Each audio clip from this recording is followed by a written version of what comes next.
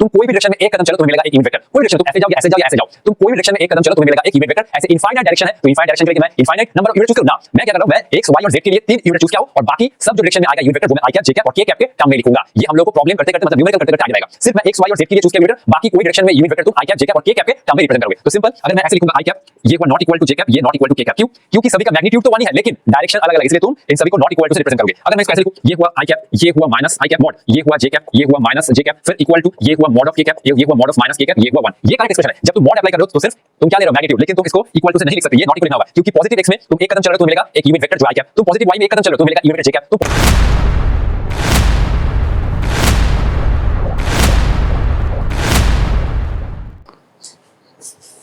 Hello students, my name is Debojit Shah and welcome to my YouTube channel Laws of Physics।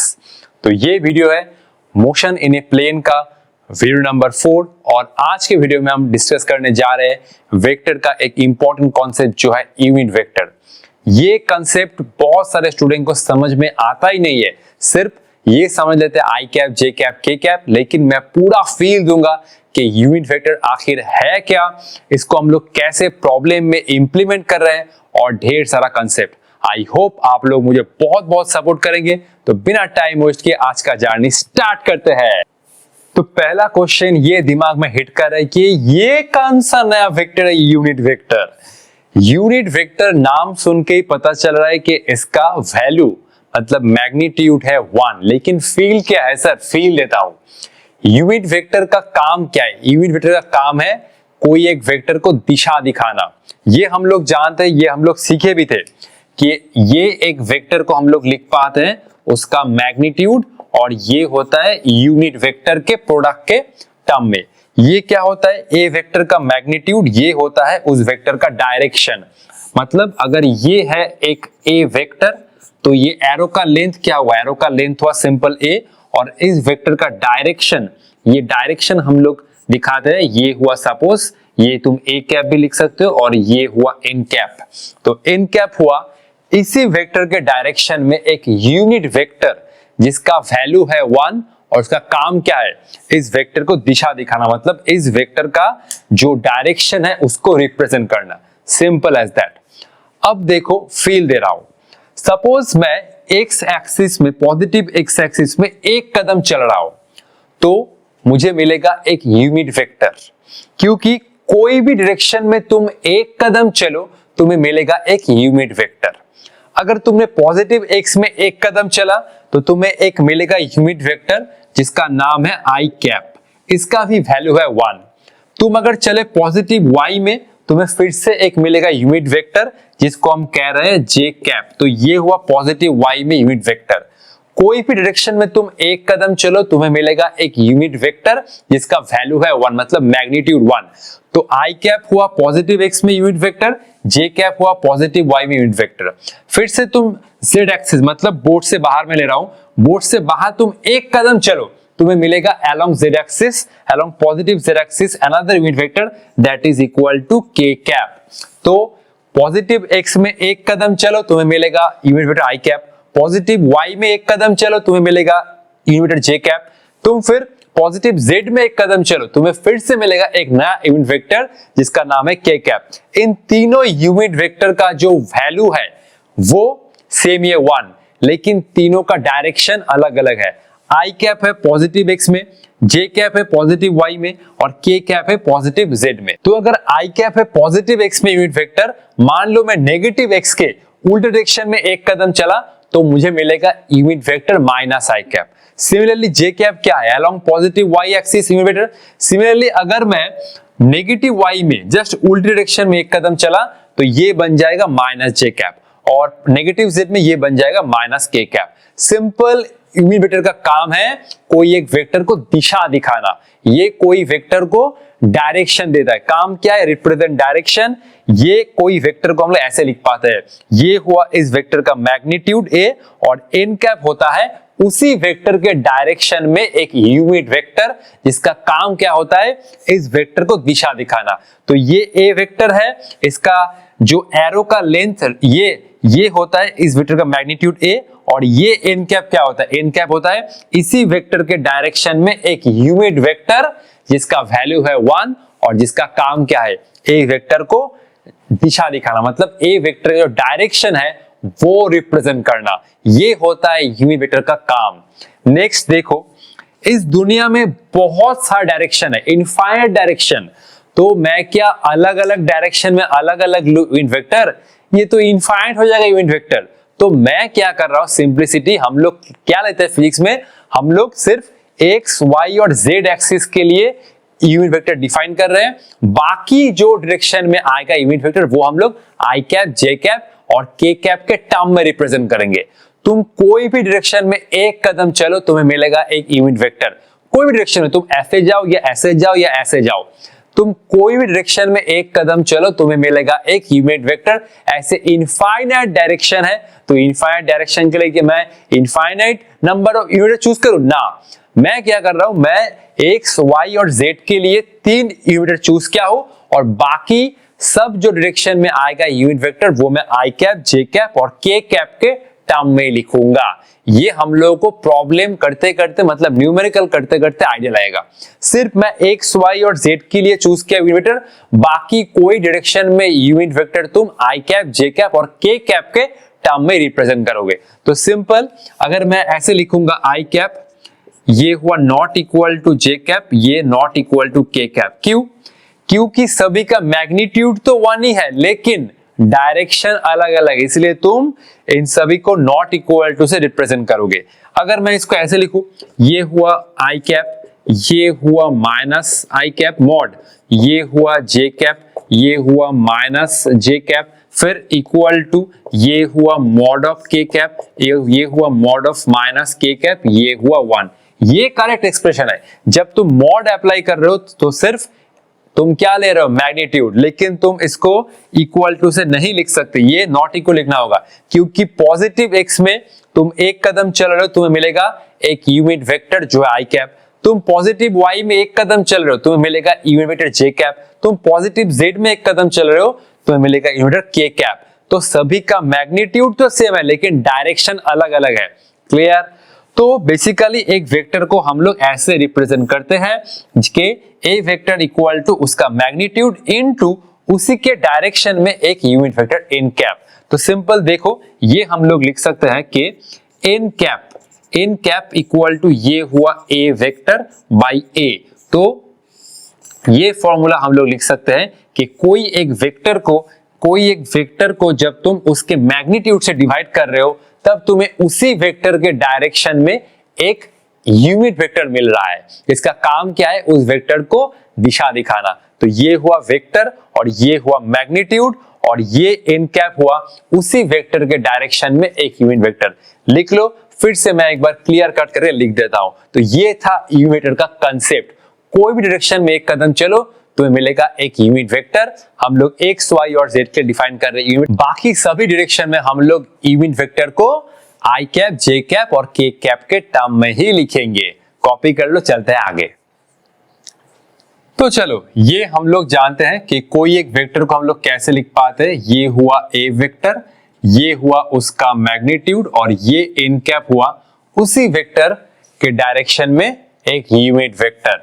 तो ये मैं लिख रहा हूं यूनिट वेक्टर अलोंग ए। तो ये हुआ n cap equal to A vector divide by A. तो कोई एक वेक्टर को जब तुम उसके मैग्नीट्यूड से डिवाइड कर रहे हो तो उसी वेक्टर के डायरेक्शन में तुम्हें मिल रहा है एक यूनिट वेक्टर जिसका वैल्यू है 1। अब हम लोग ये सीखेंगे कि कोई एक वेक्टर के करस्पॉन्डिंग उसका मैग्नीट्यूड कैसे निकाल पाते हैं और उसी के डायरेक्शन में इन कैप, मतलब ये यूनिट वेक्टर हम लोग कैसे लिखते हैं। देखो, तो सपोज ये हुआ एक vector A vector equal to suppose ये हुआ 2 आई कैप प्लस ये हुआ 3 जे कैप प्लस ये हुआ 4 के कैप। पहले इस वेक्टर को समझो। तो देखो, आई कैप क्या है, तुम पॉजिटिव एक्स में एक कदम चल रहे हो मिल रहा है यूनिट वेक्टर आई कैप, पॉजिटिव वाई में एक कदम चल रहे हो मिल रहा है यूनिट वेक्टर जे कैप, पॉजिटिव जेड में चल रहे हो एक कदम क्या मिल रहा है के कैप। तो पहले इस वेक्टर को समझो कि क्या कह रहा है। तो ये वेक्टर मिल रहा है, हम लोग पॉजिटिव एक्स में 2 कदम चल रहे हैं तो फिर 2 आई कैप, फिर पॉजिटिव y में 3 कदम चल रहे इसलिए 3j कैप, फिर पॉजिटिव z में 4 कदम चल रहे हैं तो i कैप क्या हुआ 1 कदम, तो 2i कैप मतलब पॉजिटिव x में 2 कदम चल रहे हैं, j कैप मतलब unit vector along positive y, तो 1 कदम चल रहे हो मिल रहा है पॉजिटिव y में j कैप, तो पॉजिटिव y में 3 कदम चल रहे हो, फिर उसके बाद पॉजिटिव z में तुम 4 कदम चल रहे हो, तो ये था फील। अब हम लोग इस वेक्टर के करस्पॉन्डिंग निकाल रहे हैं इसका मैग्नीट्यूड। तो मैग्नीट्यूड कैसे निकालते हैं पहले ये सीखो। तो ये हुआ उस वेक्टर का मैग्नीट्यूड जो हम लोग a या मॉड a से लिखते हैं, एक ही बात है। तो ये हुआ अंडर रूट जो i कैप j कैप और k कैप का कोफिशिएंट है, स्क्वायर करके ऐड कर दो, तो ये हुआ 2 का स्क्वायर, फिर ये हुआ 3 का स्क्वायर, फिर ये हुआ 4 का स्क्वायर। तो ये क्या हुआ बेटा जी, ये हुआ अंडर रूट 4 प्लस ये हुआ 9 और ये हुआ 16, ये हुआ 13 प्लस 16 और ये हुआ अंडर रूट 29। तो इस वेक्टर के करस्पॉन्डिंग ये हुआ उस वेक्टर का मैग्नीट्यूड। और अब हम लोग इसी वेक्टर के डायरेक्शन में जो आ रहा है यूनिट वेक्टर वो निकालेंगे। कैसे, इस वेक्टर को सिंपल इसके मैग्नीट्यूड से डिवाइड कर दो, तो ये हो रहा है यूनिट वेक्टर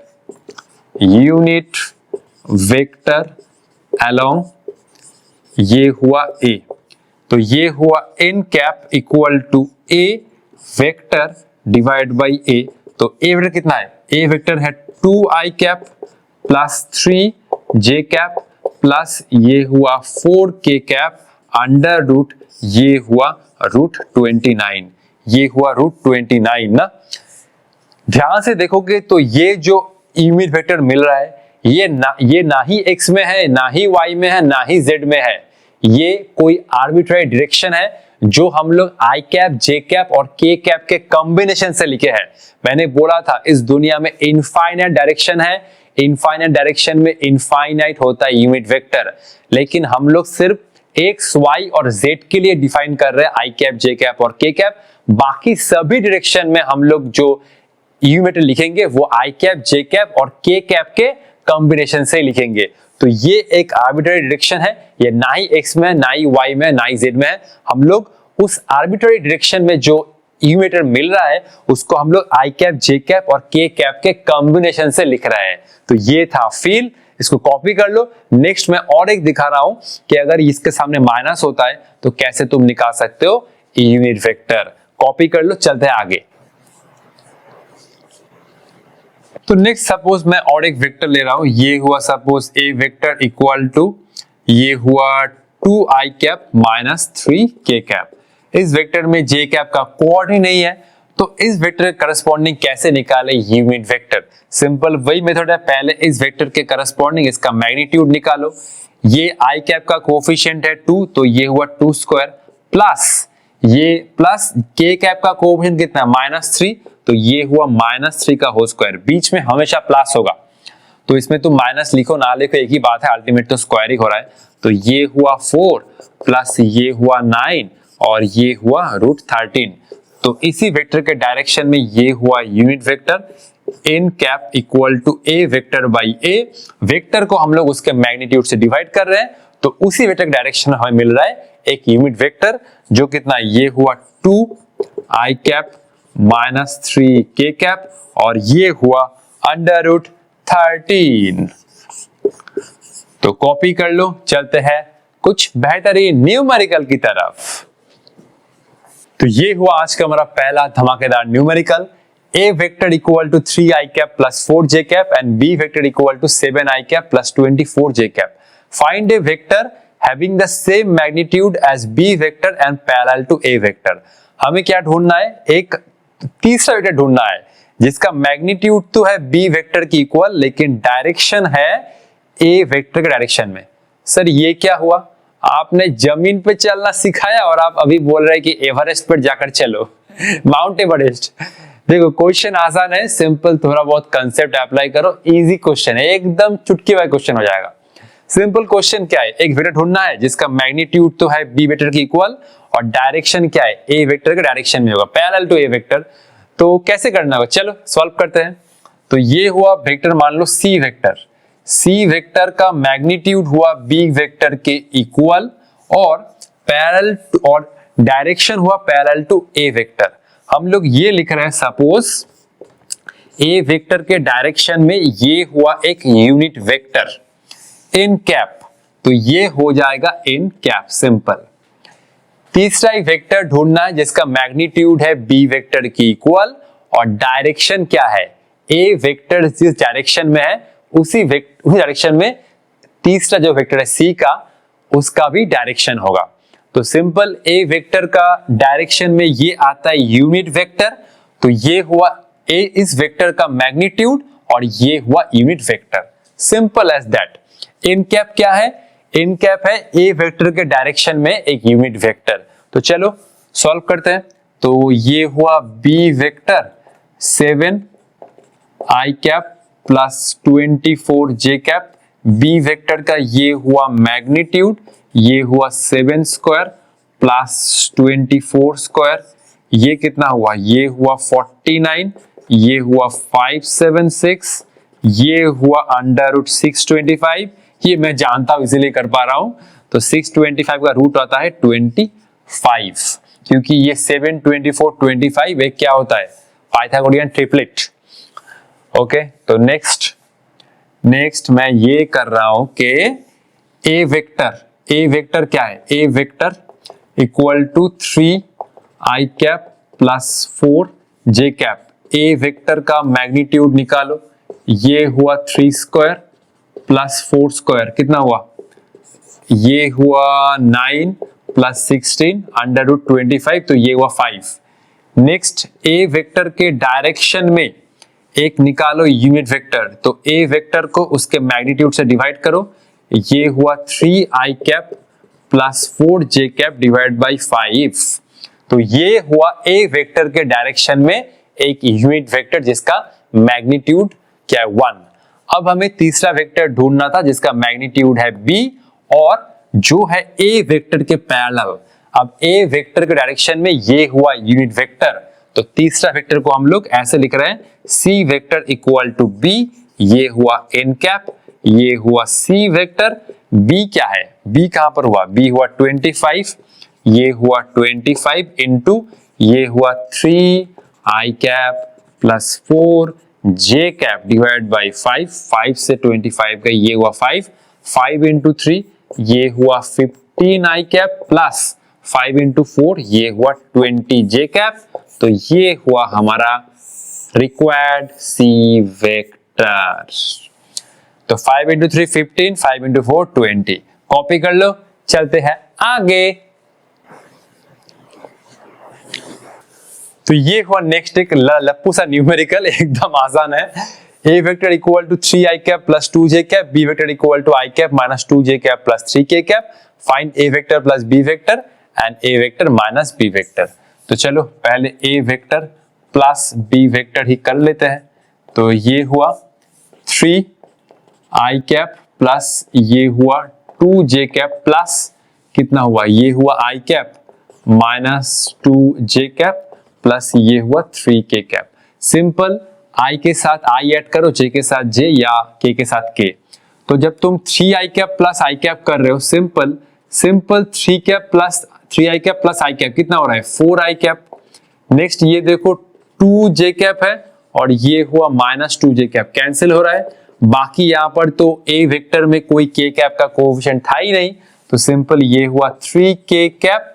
तो ये कितना आ रहा है, simple 4 j cap plus 3 k cap, 3 plus 1 4, बाकी 3 के कैप, ठीक है। नेक्स्ट ये हुआ ए वेक्टर माइनस बी वेक्टर, तो ये हुआ 3 i cap plus 2 j cap minus ये हुआ आई cap minus 2 j cap plus 3 k cap. Minus sign multiply करने से साइन चेंज हो रहा है, 3 i cap plus 2 j cap minus I cap minus minus plus 2 j cap minus 3 k cap, minus I cap minus minus plus 2 j cap minus 3 k cap. अब क्या हो रहा है, 3 i cap minus I cap कितना हो रहा है बेटा जी, ये रे जे कैप कहां से लिखा, 3 i cap minus I cap, ये हुआ 2 आई कैप। अरे सर लप्पू सा प्रॉब्लम में गलती कर रहे हैं, कभी कभी हो जाता है गलती, printing mistake. 3 i cap minus I cap, 2 I cap 2 j cap plus 2 j cap, ये हुआ 4 जे कैप और बाकी हुआ -3k कैप। ये हुआ आंसर और ये भी हुआ answer. 3i cap minus i cap 2i cap, 2j cap plus 2j cap 4j cap और ये हुआ -3k कैप। तो चलते हैं आगे 1 2 3 4 5। तो नेक्स्ट ये भी है एक आसान सा न्यूमेरिकल, एकदम मतलब क्या हुआ, लप्पू से लप्पू वाला numerical. Find the value of lambda in the unit vector 0.4i cap plus 0.8j cap plus lambda k cap. छोटा छोटा आसान सा न्यूमेरिकल लेकिन कंसेप्चुअल सवाल है। ये एक बहुत पुराना नीट का क्वेश्चन है। तो ये है एक unit vector 0.4i cap plus 0.8j cap plus lambda k cap. इस यूनिट वेक्टर में तुम्हें लैम्डा का वैल्यू ढूंढना है। ऑब्वियसली 4 ऑप्शन दिया रहेगा, तो अक्कर बकर बम्बे वो से नहीं होगा, क्वेश्चन करना होगा। तो ये मैं यूनिट वेक्टर को लिख रहा हूं n कैप से। ये हुआ 0.4i cap, next 0.8j cap plus ये हुआ लैम्डा k कैप।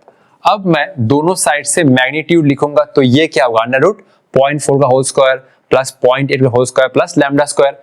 ऐसे ही तो लिखते हैं ना मैग्नीट्यूड कोई वेक्टर का, ऐसे ही तो लिखते हैं।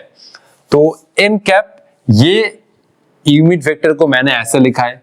नेक्स्ट इस वेक्टर का मैग्नीट्यूड हुआ 1 और ये हुआ अंडर रूट i कैप का जो कोफिशिएंट है उसका whole square, next j cap का जो कोफिशिएंट है उसका whole square plus k cap का जो कोफिशिएंट है उसका होल स्क्वायर। दोनों साइड से स्क्वायर करो तो 1 का होल स्क्वायर 1 ही आएगा और ये स्क्वायर रूट गायब। ये हुआ 0.4 का होल स्क्वायर, नेक्स्ट ये हुआ 0.8 का होल स्क्वायर और ये हुआ लैम्डा स्क्वायर, स्क्वायर रूट ही गायब। तो ये हुआ 1, ये हुआ 0.16, ये हुआ 64 और ये हुआ लैम्डा स्क्वायर। 0.4 का होल स्क्वायर 0.16, 0.8 का होल स्क्वायर 0.64। तो ये हुआ 1 इक्वल टू 0.8 प्लस ये हुआ लैम्डा स्क्वायर और ये हुआ lambda square equal to 1 minus 0.8, ये हुआ 0.2। तो लैम्डा का वैल्यू बेटा जी आ रहा है 0.2। तो ये हुआ इस यूनिट वेक्टर में लैम्डा का वैल्यू। तो कॉपी कर लो। नेक्स्ट हम लोग एक प्रॉब्लम सॉल्व करेंगे जो मैंने लास्ट वीडियो में आप लोगों को होमवर्क दिया था वेक्टर एडिशन के ऊपर। थोड़ा कंसेप्चुअल सवाल था, कॉपी कर लो। लास्ट हम लोग, इसके बाद हम लोग एक होमवर्क प्रॉब्लम सॉल्व कर रहे हैं जो मैंने लास्ट वीडियो में आप लोगों को दिया था। कॉपी कर लो, चलते हैं आगे। तो ये था लास्ट वीडियो का होमवर्क। आई होप आप लोगों ने थोड़ा बहुत कोशिश किया है।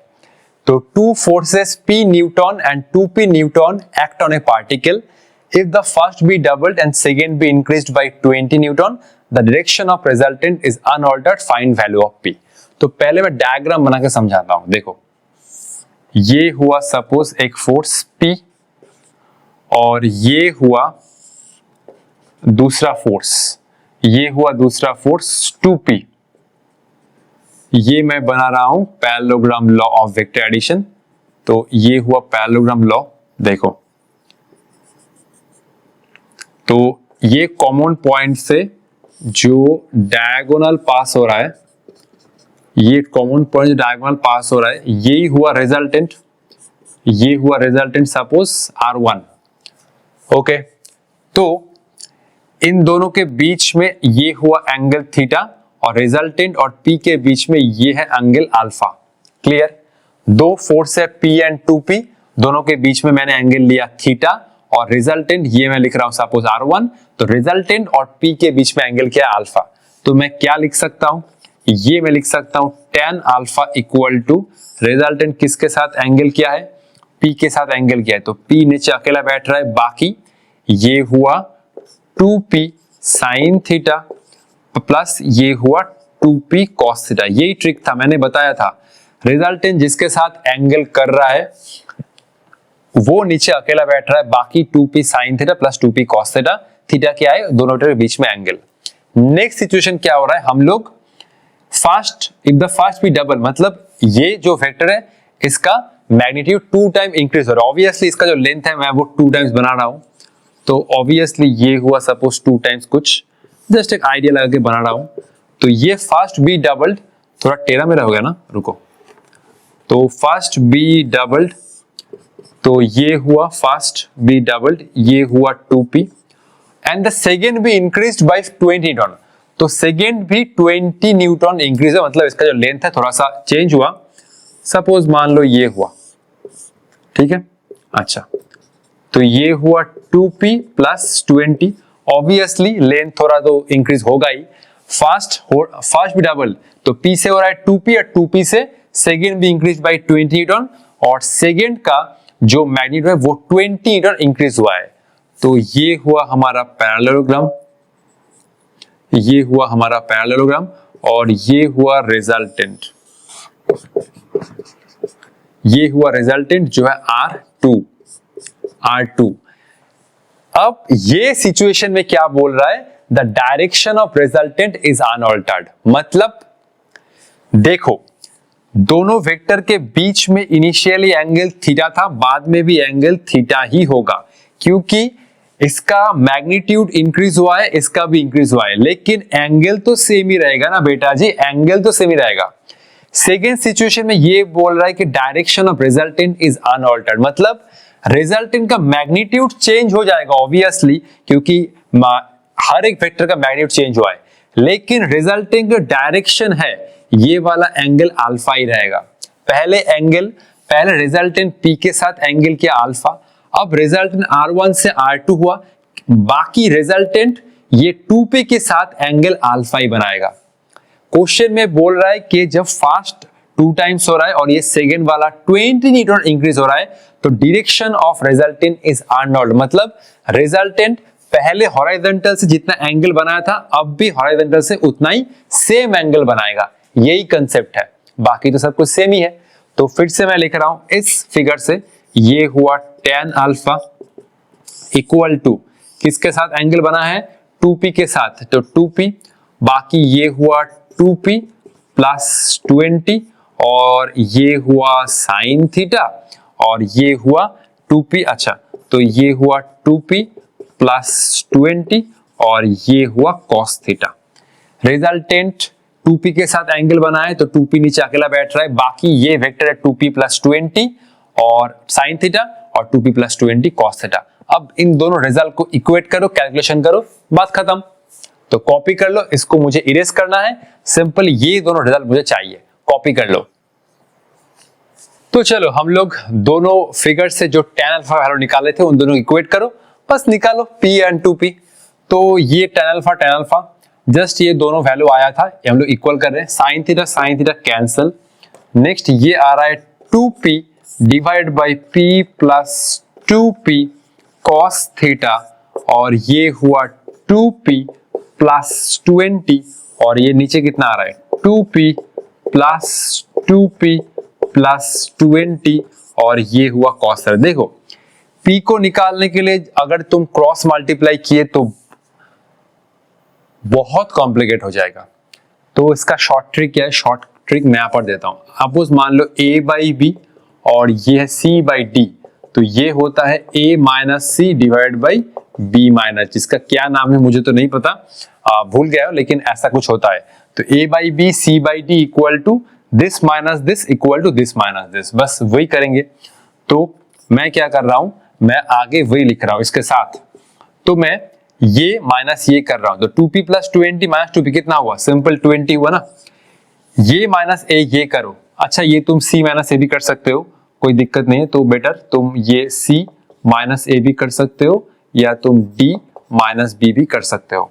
तो ये a by B c by D c minus a कर रहे हैं, तो 2p प्लस 20 माइनस 2p कितना हुआ, सिंपल 20, और ये नीचे कितना हो रहा है, देखो नीचे हो रहा है 2p से माइनस p करो, कितना हुआ p, फिर ये देखो 2p cos theta minus 2p cos theta cancel out हो रहा है, या चलो लिख ही देता हूं, चलो 2p cos theta plus 20 cos theta minus ये कितना हो रहा है 2p cos थीटा हुआ। देखो 2p प्लस 20 माइनस 2p कितना हुआ 20, और 2p से माइनस p करो, कितना हुआ p, और 2p plus 2p cos theta plus 20 cos theta minus 2p cos theta, clear.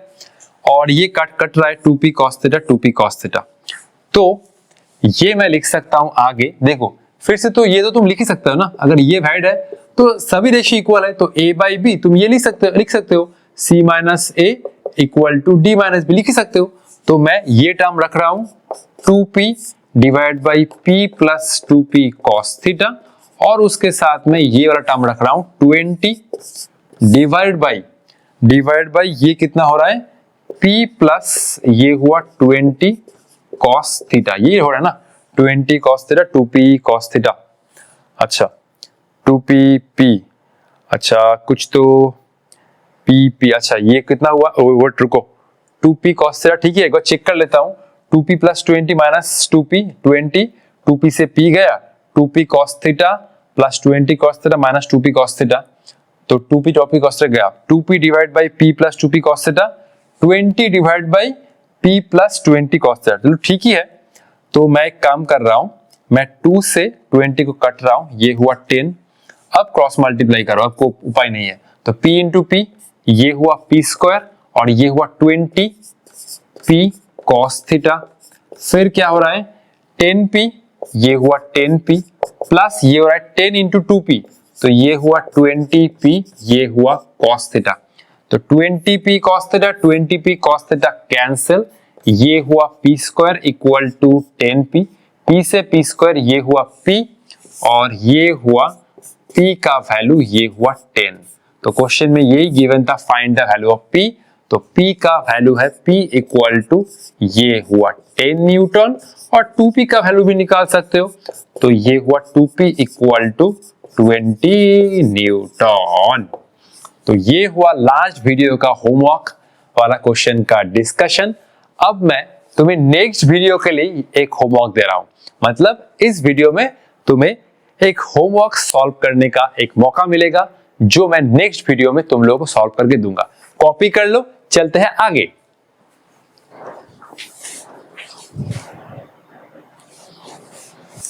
तो ये हुआ आप लोगों के लिए एक प्यारा सा होमवर्क क्वेश्चन फॉर यू। ये तुम हो और ये तुम्हारी दोस्त है, कोई और कुछ मत समझना, ये तुम्हारी दोस्त है। अब फ्रेंड है या कुछ और है वो तुम समझ लेना। Find unit vector parallel to the resultant of the vectors. ये दोनों वेक्टर है, इन दोनों वेक्टर के पैरेलल में हमें जो रिजल्टेंट वेक्टर मिल रहा है उसके करस्पॉन्डिंग एक चाहिए यूनिट वेक्टर। क्वेश्चन और एक बार रिपीट कर रहा हूं, ये दोनों वेक्टर है, इन दोनों वेक्टर के पैरेलल में जो रिजल्टेंट वेक्टर मिल रहा है उसके डायरेक्शन में हमें चाहिए एक यूनिट वेक्टर। तो ये रहा तुम्हारे लिए होमवर्क, जो मैं नेक्स्ट वीडियो में सॉल्व करके दूंगा। तब तक पढ़ाई करते रहो, ऑल द बेस्ट। और नेक्स्ट वीडियो में हम लोग डिस्कशन करने जा रहे हैं position vector and displacement vector, जो और भी एक शानदार कंसेप्ट है। देखोगे कि मैं वेक्टर का कंसेप्ट कहां से कहां तक लेके जाता हूं, और जो तुम्हारा नीट जेईई मेंस तो ऐसे निकलेगा, ऐसे ऐसे। चलो चलते हैं, ओके, टिल देन टाटा, बाय बाय।